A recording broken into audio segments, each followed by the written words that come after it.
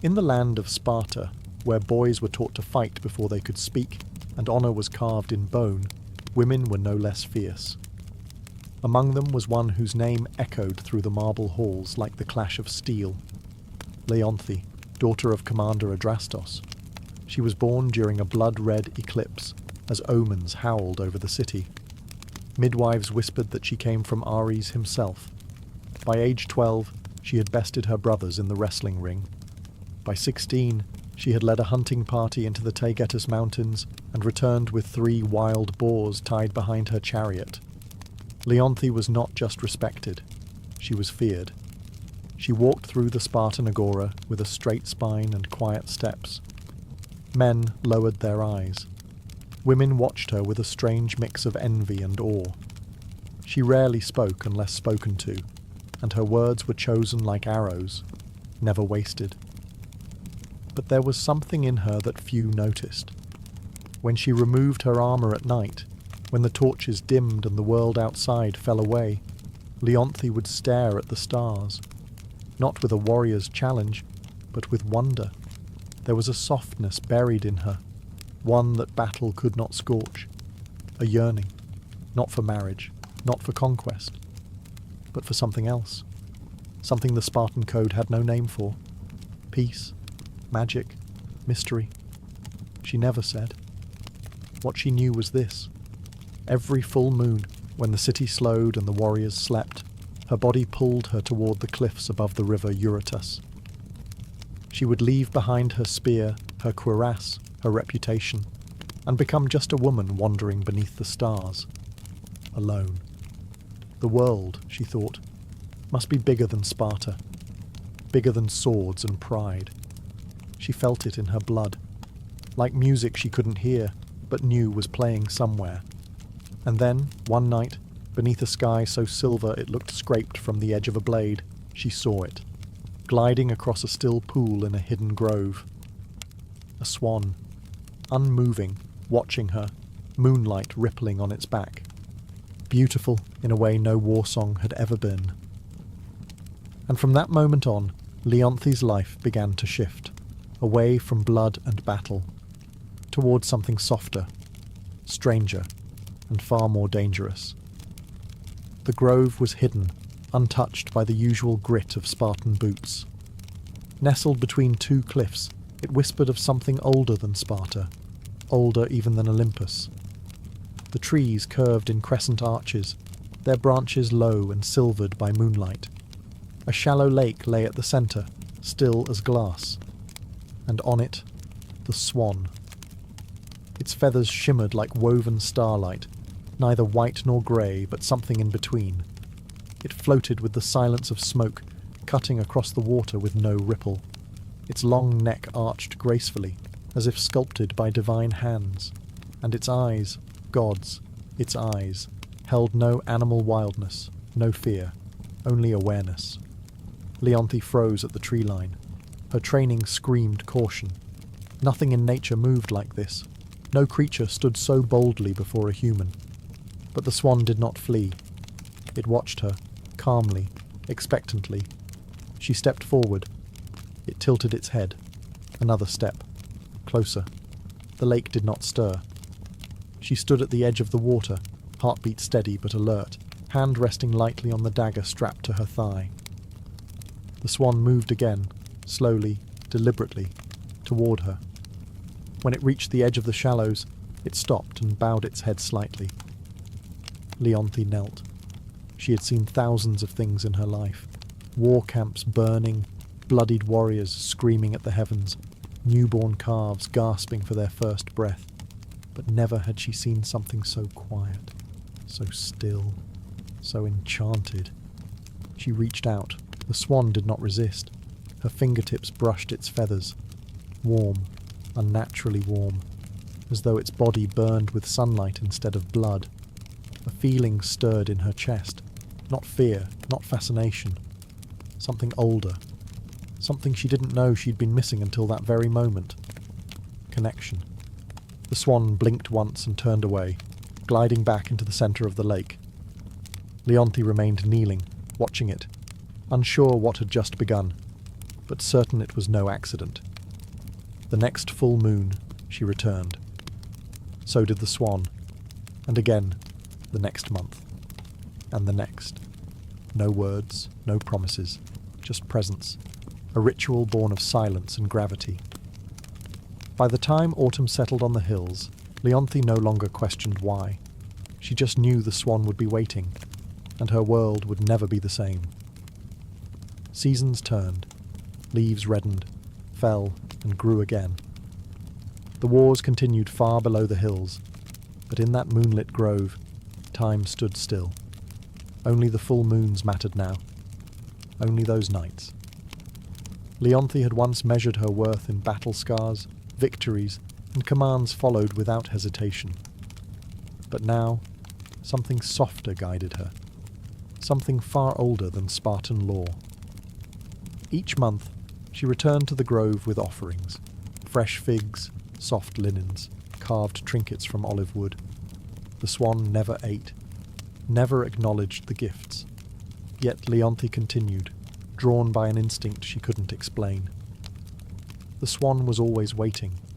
It met her at the edge of the water, dipped its head gently, then glided by her side. Sometimes it circled her. Sometimes it simply stood beside her on the shore, its warmth bleeding into the air around it like a hidden sun. She began to speak, not like a soldier, but like a woman who had never been heard before. She spoke of her father's coldness, of how victory never filled the empty space in her chest, of the nights she stared at the sky, wondering if there was more than sword and soil. The swan said nothing, but it listened. She could feel it. Its stillness wasn't silence. It was attention. The kind mortals never gave. The kind no commander, no suitor, no friend had ever offered her. Over time, she stopped feeling alone. She braided her hair before each visit, smoothed her robes, sat beside the swan for hours, shoulder touching wing, saying little, yet feeling more than she'd ever felt in a Spartan palace or battlefield. And still, the swan never fled, never aged, never changed. She should have been afraid. There were stories of gods taking animal form to lure mortals into ruin, stories of punishments for those who loved the divine. But Leonthe didn't believe in stories anymore. She believed in the way her hand fit perfectly along the curve of the swan's neck, in the way it bowed its head when she sang quietly into the night, in the way it seemed to wait for her, need her. No words, no promises. But in their silence, something ancient took root, and though she didn't speak the word, not even to herself, Leonthe knew what it was. Love. The swan was not born of earth. Its wings had once stretched across the sky. Its fingers had played the lyre that made the sun rise. Its name had once been whispered in temples, carved in marble, and shouted in song. Apollo, god of light, of music, of prophecy, now silent, feathered, bound. Long before Leonthe was born, Apollo had committed a sin in the eyes of Olympus. He had defied Zeus, not with blade or rebellion, but with truth. He had spoken against his father's punishments, against the cruelty passed down from throne to world, against the silence demanded by power. For this, Zeus did not kill him. He unmade him, a spell cast in fury, more curse than justice. Apollo was stripped of his form, his voice, his divinity, forced into the body of a swan, not to teach him humility, but to remind him he could glow like the sun and still be caged by shadow. The curse was crueler still. There was one condition. If a mortal ever discovered his true identity, the transformation would become permanent. And so Apollo waited. Years, centuries, lifetimes, floating on lakes, hiding beneath stars, watching mortals forget his temples, forget his hymns, watching the world grow colder as the gods withdrew, until Leonthe. Her presence cracked something inside him, something buried so deep even Olympus had forgotten it existed. Hope. He never meant to be seen, never meant to stay. But she returned, again and again, and her voice when she spoke to him in the glade, was the only thing that made the fire inside him flicker again. She was not a priestess, not a nymph, not a chosen oracle. She was a warrior with hands that knew only weapons, a woman hardened by loss and trained to feel nothing. And yet, she saw him. She treated him not as a symbol or a threat, but as something sacred, something worth waiting for. He dared not speak, dared not reveal his name. But in the tilt of his head, in the stillness of his body, he answered every question she never asked. And slowly, impossibly, he loved her back. In Sparta, solitude was respected, but not for too long. Leonthi's absence did not go unnoticed. Each full moon, she slipped away from the barracks, from the training fields, from the watchful eyes of commanders and kin. At first, none questioned her. She was Leonthi, untouchable, unshakable, the warrior whose loyalty was carved into every scar. But Sparta thrived on order, on discipline, and love, especially the hidden kind, was a foreign thing in a city built on control. Whispers began. She wanders. She speaks less in council. She trains, but her strikes lack venom. It was true. Leonthi had changed. Her movements were still sharp, but no longer cruel. Her voice no longer cut. And something in her eyes softened. Some nights she smiled to herself, as if holding a secret the gods themselves couldn't steal. Her father noticed first. Commander Adrastos, a man whose face bore no softness, whose daughters were meant to lead men, not follow feelings. He summoned her one evening, under the guise of strategy. But when the chamber emptied, he spoke plainly. "What keeps you from sleep?"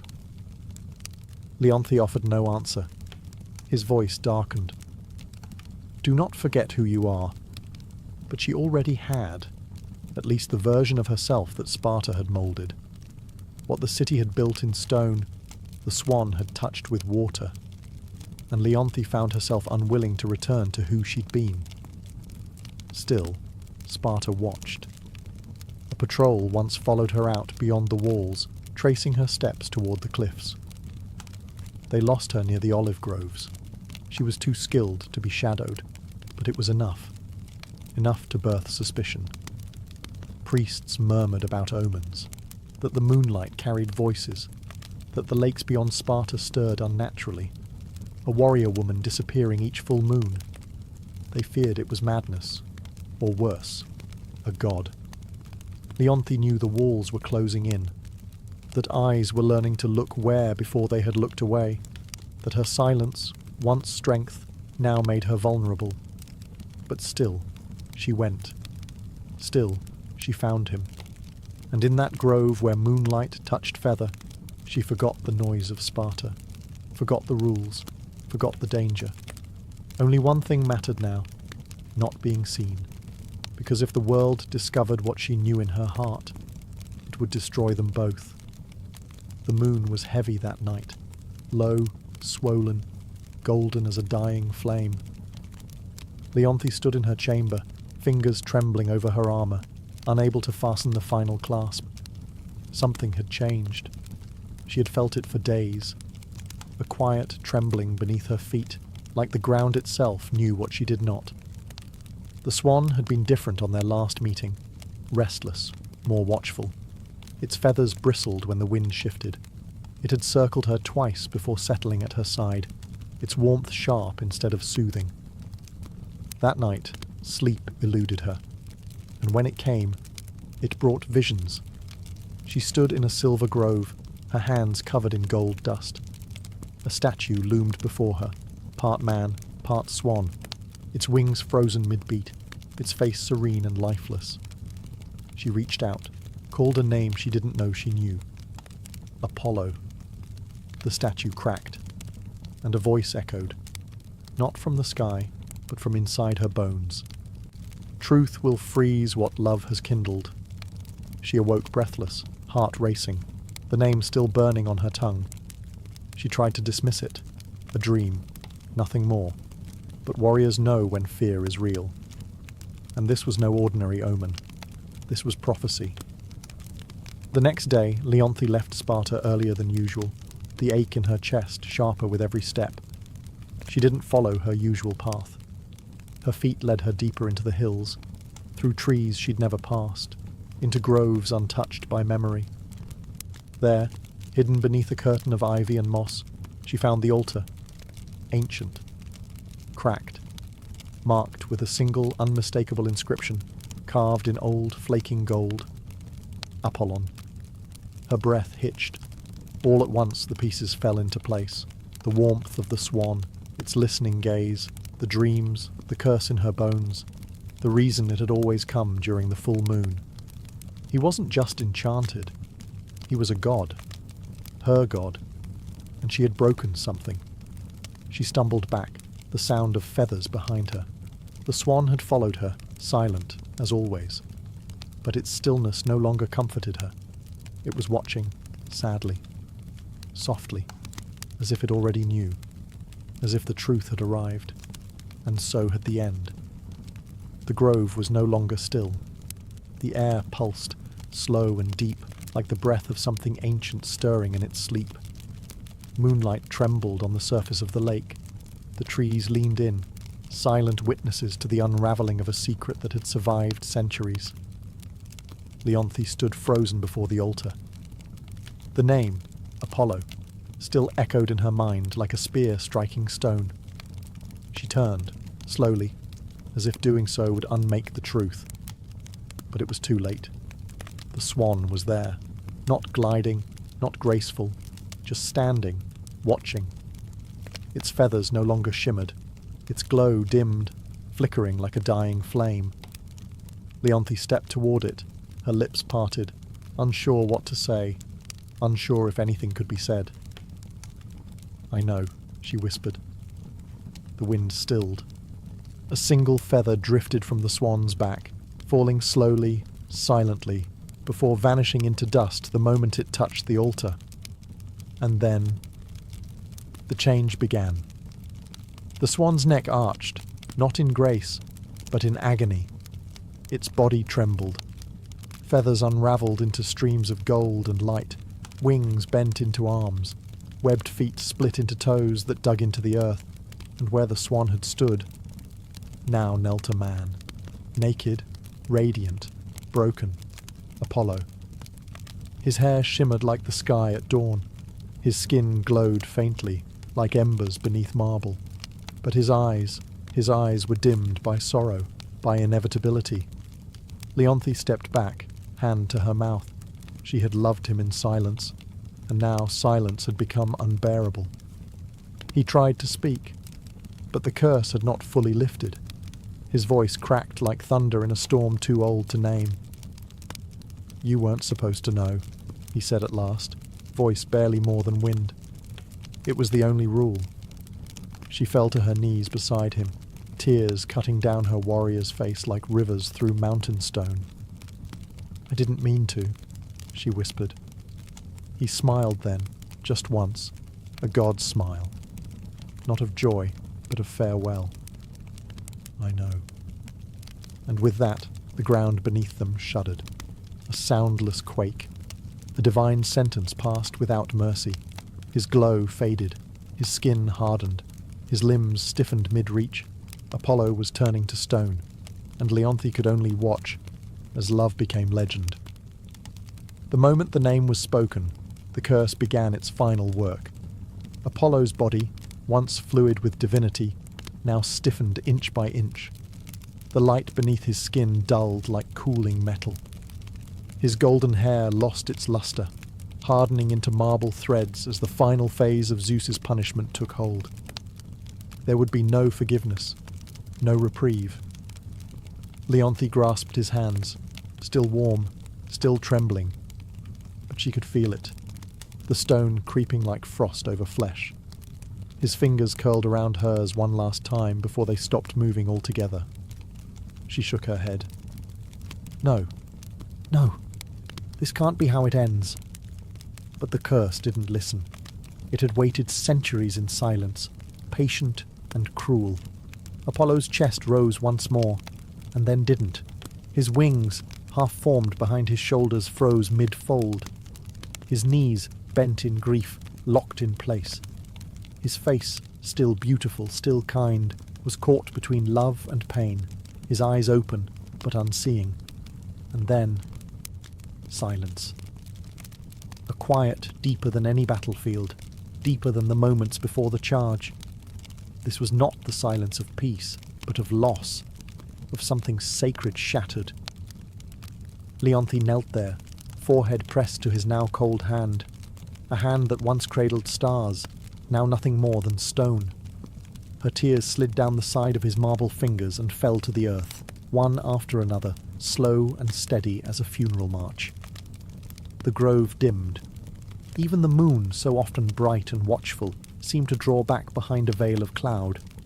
No lightning came, no god appeared, because the punishment was done. Zeus had spoken, the swan had flown for the last time, and Apollo, god of light, was now a statue of silence, forever frozen in the moment of his final truth. Leonthe stayed long after the transformation finished, arms wrapped around what remained. She did not scream. She did not curse the heavens. There were no Spartans to hear her cries, no warriors to bear witness. Only the wind, only the trees, and the stone figure of a god who had once loved her, not with thunder and fire, but with stillness, and now with silence. Leonthe never returned to Sparta. She left her armour where it lay beside the altar, removed her sword, let her war-bound name drift away like smoke over the lake.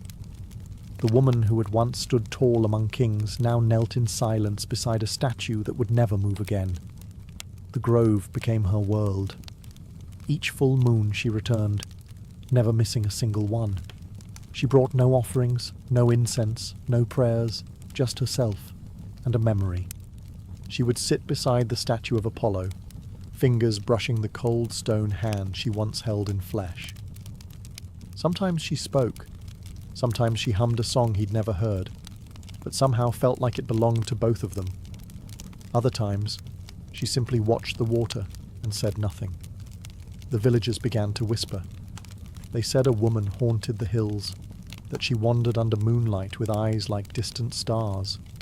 Some said she had gone mad, others said she had been chosen, but no one dared disturb her.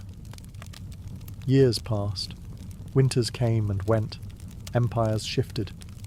Gods fell silent. But Leonthe remained. She grew older, but never frail. Her strength endured, less like a soldier, more like the roots of an olive tree clinging to the same patch of earth, year after year, storm after storm, and still the statue stood. Apollo, mid-kneel, wings half-formed behind him, gaze fixed on the space where Leonthe always sat.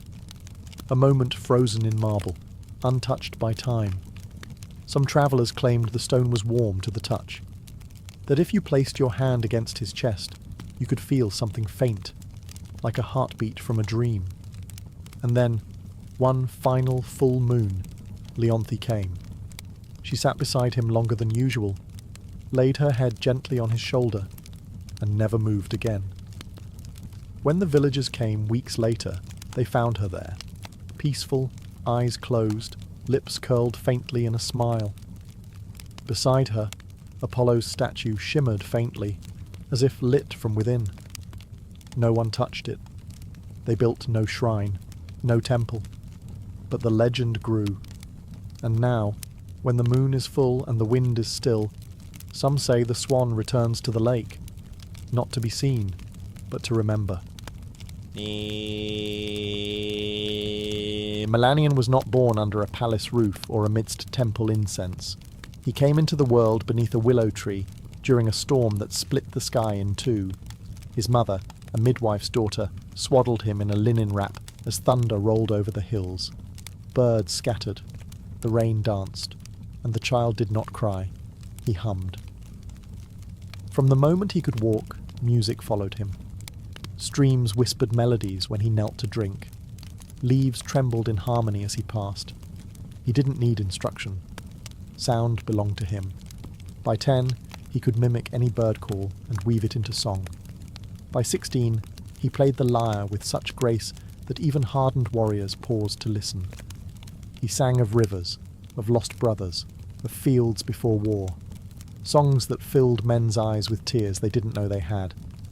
People called him a gift, a miracle, a child of divine breath. He never claimed it. Melanion travelled from village to village, sharing his music without coin or pride. His voice calmed fevers. His chords softened hardened hearts. He once played for a dying child who, upon hearing his lullaby, smiled and drifted into death as if it were a dream.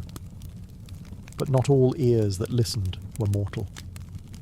One spring evening, as he sat beside a glimmering river and strummed a tune about starlight, the very air around him changed. The wind slowed, the water stilled, even the frogs silenced their song. And then they arrived, the Muses. 9 of them, stepping lightly from behind the veil of the world. Cloaked in light and sound, each carried her own essence: history, tragedy, dance, epic, poetry, and more. Their eyes were not kind, not cruel, just knowing. They listened.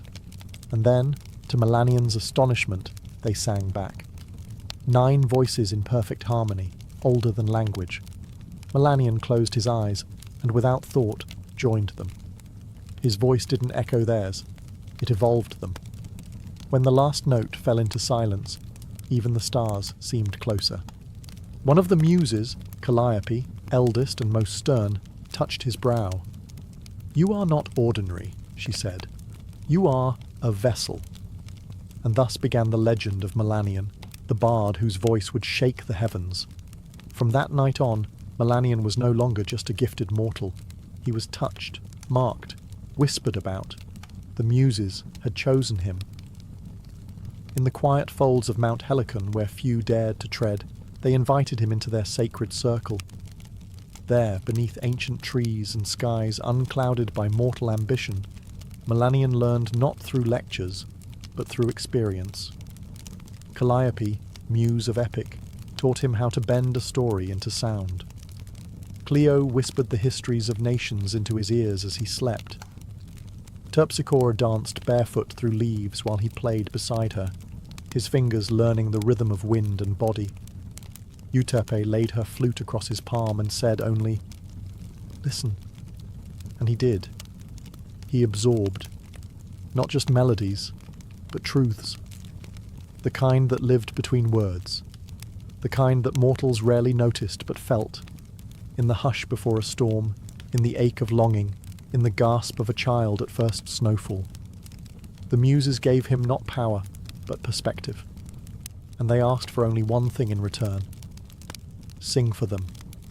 Them, meaning mortals. The lost, the weary, the proud and broken. Those who needed to remember that beauty still existed, even in suffering. That song could be both balm and blade. At first, Melanion obeyed. He performed in city forums and quiet fields, played before kings and beggars alike. His songs stitched broken hearts, stirred revolutions, mended fathers to daughters, and enemies to uneasy peace. But as his gift grew, so did something else. Ambition. He began chasing sounds the Muses hadn't taught, notes no god had touched.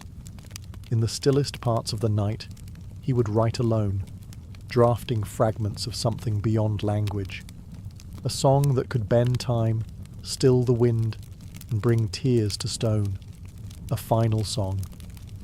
He told no one, not even the Muses, because some part of him no longer wanted to share the divine. He wanted to surpass it. And the Muses, ever watchful, saw the change. Not in his fingers, but in his eyes, the way he looked beyond them, as if destiny owed him more than admiration. And in the distance, fate stirred slightly, because no mortal walks beside the divine forever without cost. Melanion withdrew from the world. He left behind the applause, the requests, the gifts from kings and the adoration of cities. He stopped performing in public, stopped teaching students, even stopped speaking to the muses. Some claimed he had fallen ill. Others said he had died. But in truth, he had gone to the shadowed slopes of Mount Helicon, deeper than any mortal had ever gone, where only echoes of the old gods stirred. There, in a cave lined with crystals that sang when touched by light, he began composing the final song. It came to him in pieces, sometimes in sleep, sometimes in thunder, sometimes in silence so deep it frightened him. He didn't write it.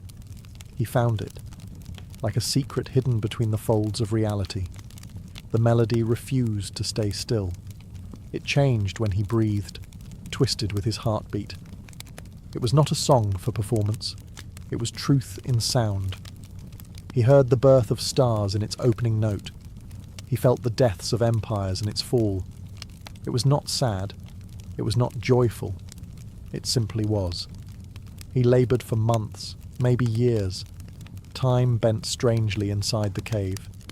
He ate little, slept only when the music allowed it. He would weep one moment, laugh the next, as though the song played through his soul instead of his hands. And when it was finished, the world changed. Birds stopped mid-flight. Trees leaned toward the windless mountain.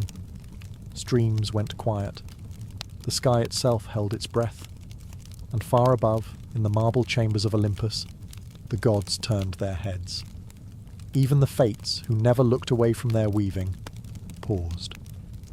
Clotho whispered, "A thread trembles." Lachesis frowned, and Atropos, whose shears never hesitated, set them down. They listened.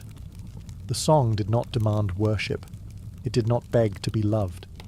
It simply revealed everything. When the final note faded, even the cave refused to echo it, as if the world knew to repeat it would be a crime. The gods waited. The muses waited. They expected Melanion to return, to offer this wonder to the world. But he didn't. He hid it. And in doing so, he set a different music in motion. One of silence. And consequences. When Melanion emerged from the cave, the world felt smaller. The skies, once so vast, seemed pale beside the echoes of the song still humming in his bones. People rushed to greet him. Musicians, poets, even priests. They begged to hear what he had written, to feel whatever power had moved the heavens.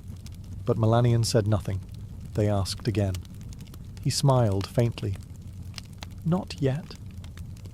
Only the muses saw the shift. They came to him one dusk, stepping from starlight like breath from a lyre. Their robes glowed with inspiration, but their eyes held warning. "You were chosen to carry beauty," said Erato, soft and sorrowful. "But beauty is not meant to be buried," added Cleo. "You must sing it," whispered Calliope. Melanion bowed his head. "I will not see it cheapened." They flinched, as if he'd struck them. "You think mortals unworthy?" Terpsichore asked, voice trembling. "You think you alone are its guardian?" He met their eyes, not with rage, but with something colder. Possession. "Yes." Silence fell like winter between them.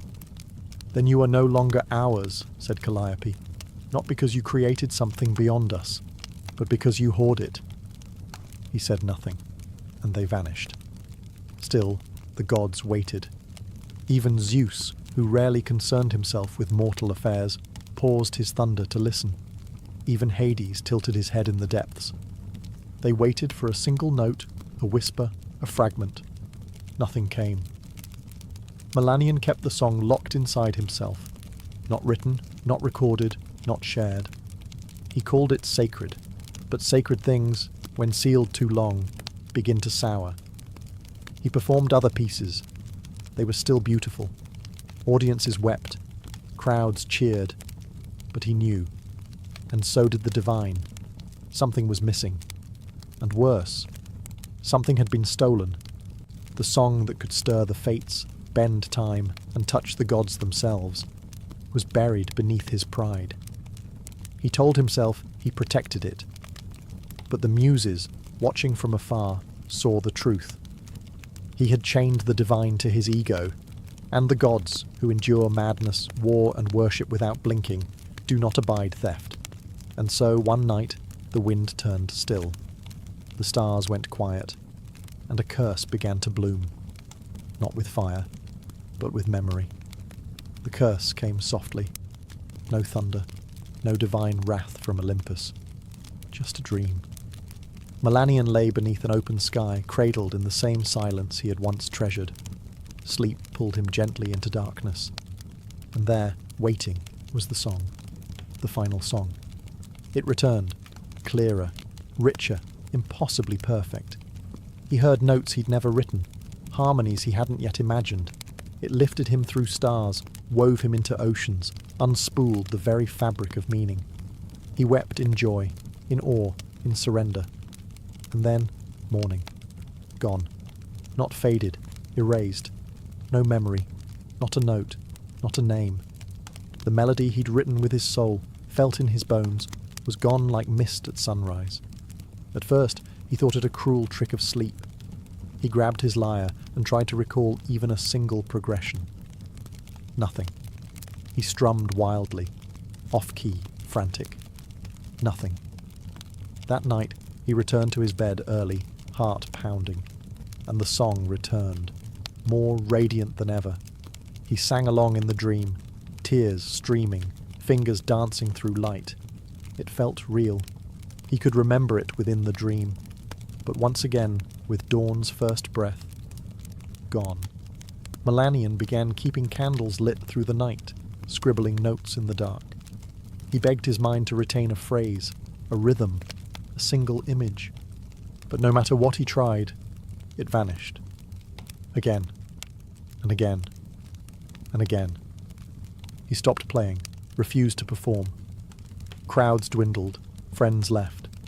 His home grew dusty and cold, but none of it mattered. He had one obsession now.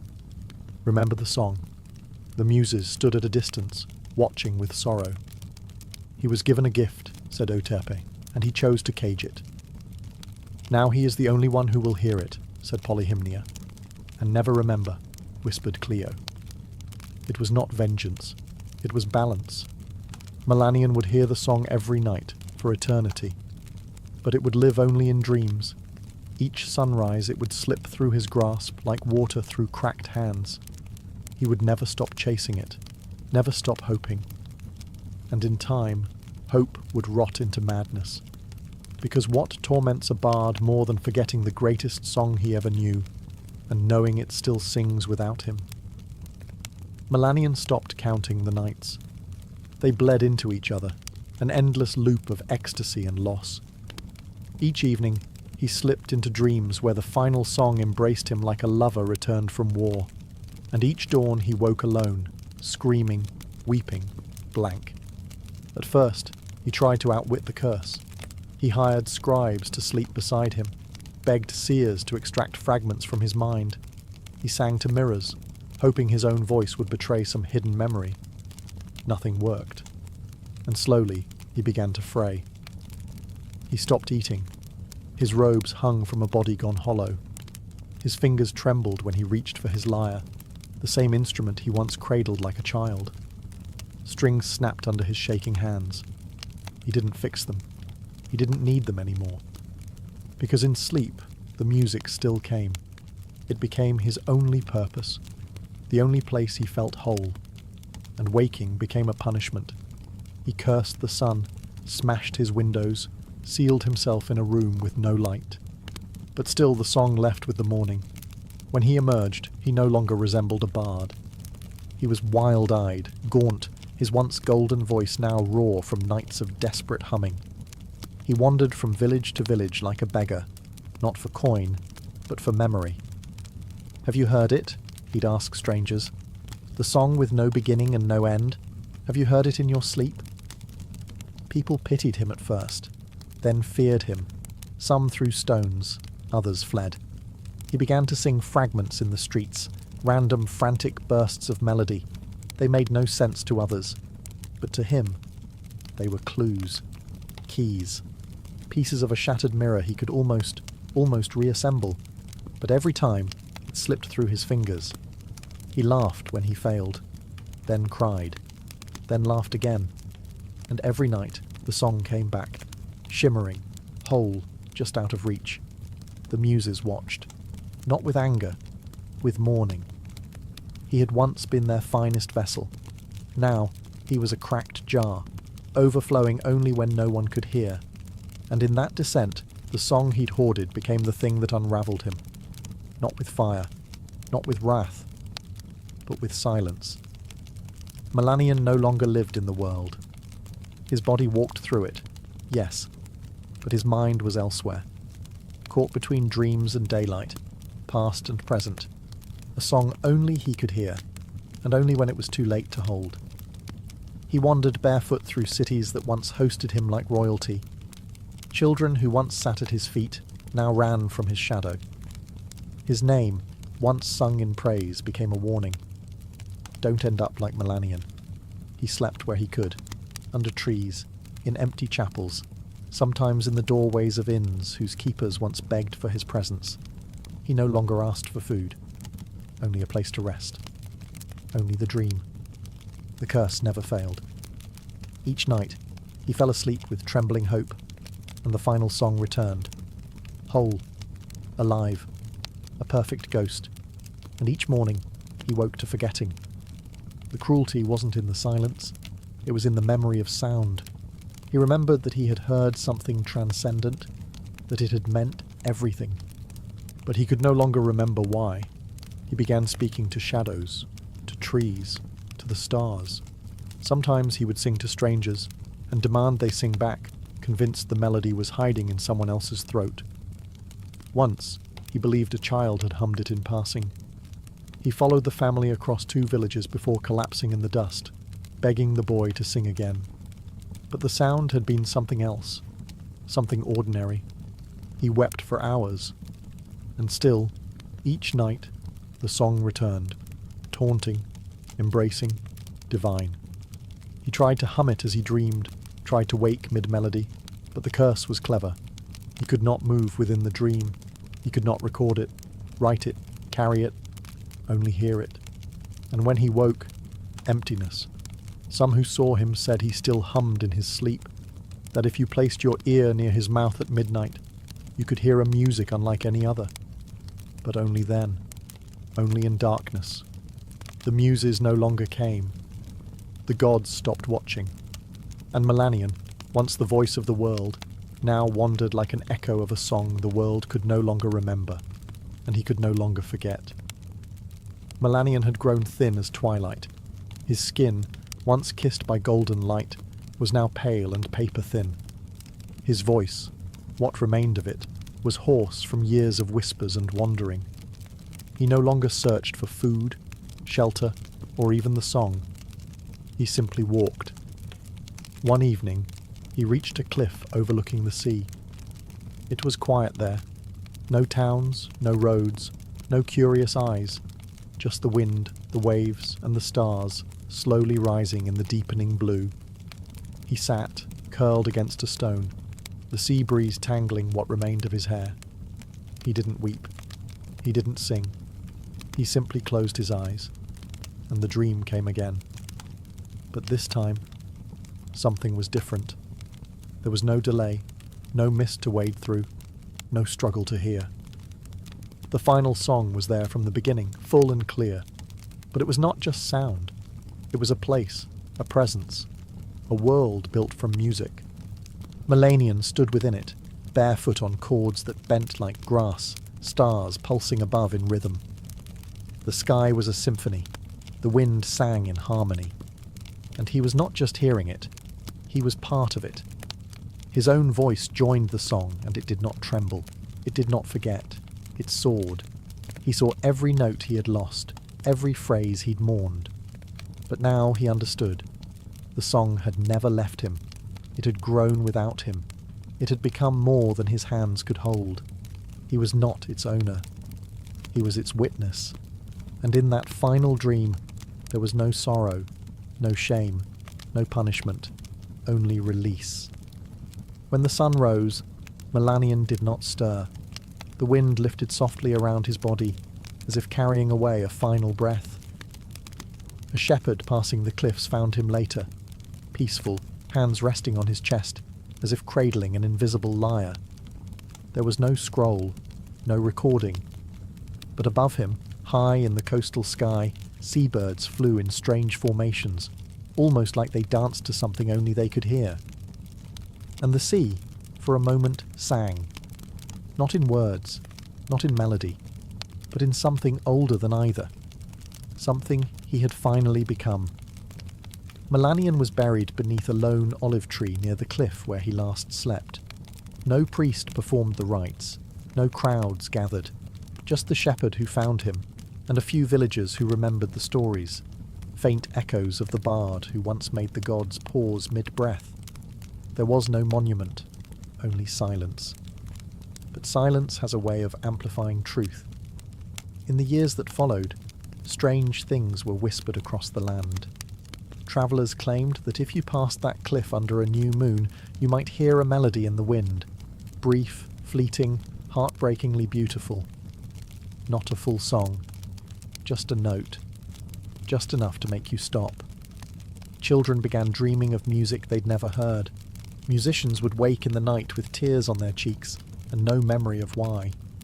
And sometimes, when a bard sat alone at dusk with no audience, a sudden chord would form beneath their fingers, something not theirs, something perfect. They never remembered it by morning. The muses said nothing. They did not curse another bard. They did not reclaim the song, because they understood what Melanion had become. Not a warning, not a hero, but a vessel turned legend. A soul whose punishment was born not of cruelty, but of refusal, and whose redemption came not through sharing, but surrender. The final song was never written down. It was never performed in amphitheatres or temples. It does not exist in scroll or scripture, but it lives. In the quiet moments between sleep and waking, in the hush before a performer strums their first chord, in the way the sea sounds different when you're grieving. Melanion's song became part of the world itself, not to be remembered, but to be felt. A whisper in the bones, a melody without words, and those who feel it, even for a moment, never forget the silence that follows. They say, if you stand alone on the right cliff, on the right night, with no one watching, and the wind is kind, you might hear a sound that doesn't belong to this world. Just a fragment, just a breath. And maybe, if you listen closely enough, you'll finally understand why Melanion never let it go.